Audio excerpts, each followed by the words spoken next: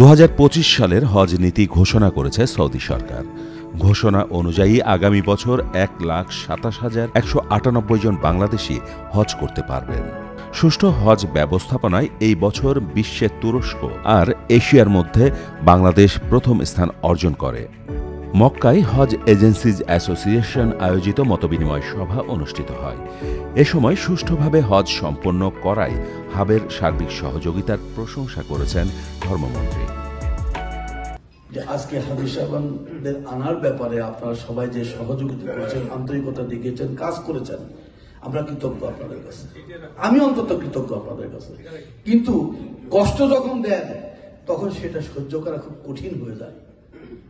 আমার সচিব মহোদয় থেকে আরম্ভ করে এই ধর্ম মন্ত্রণালয়ের যারা হজ উইংয়ে যারা আছেন, এমন রাত যায় এই মন্ত্রণালয়ের সারা রাত দিন তারা কাজ করেন, অফিস করেন, রাত করেন, রাত্রে ঘুমান, অফিসেই ঘুমান। এই অবস্থা তাদের যায়। তাদের সাথে অনেক সময় রূঢ় আচরণ করি আমি আপনাদের কারণে। কেন তাদের সাথে রূঢ় আচরণ করবো আমি?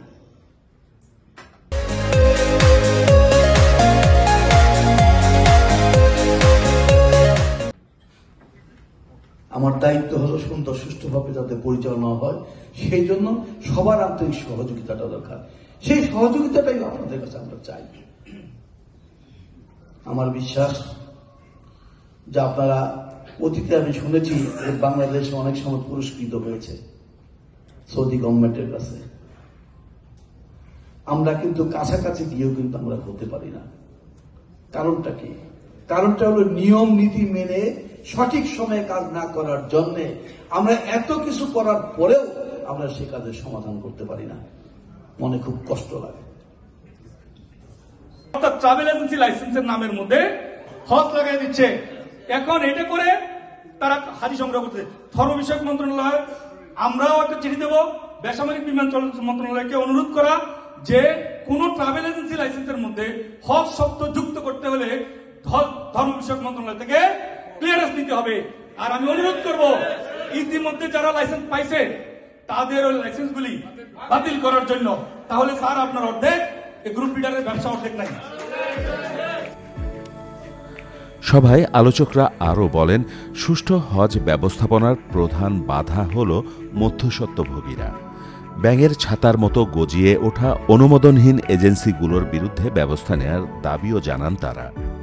করে রাখছে আমাদের পিছনে, যেটা আমাদেরকে টাইমলি কাজগুলো করিয়ে নিতে পারে। যাই শেষ মুহূর্তে আমরা কিছুটা পিছিয়ে গিয়েছি নানাবিধ কারণে। তো আমাদের এই বছর টার্গেট থাকবে যে আমরা আগামী বছর যাতে ভালো করতে পারি সেটাই আমাদের টার্গেট থাকবে। তো সেই অনুযায়ী আপনারা একটু সবাই মিলে কাজ করি।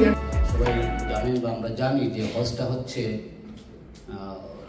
সময়াবদ্ধ একটি বহুবিধ কাজের সমষ্টি।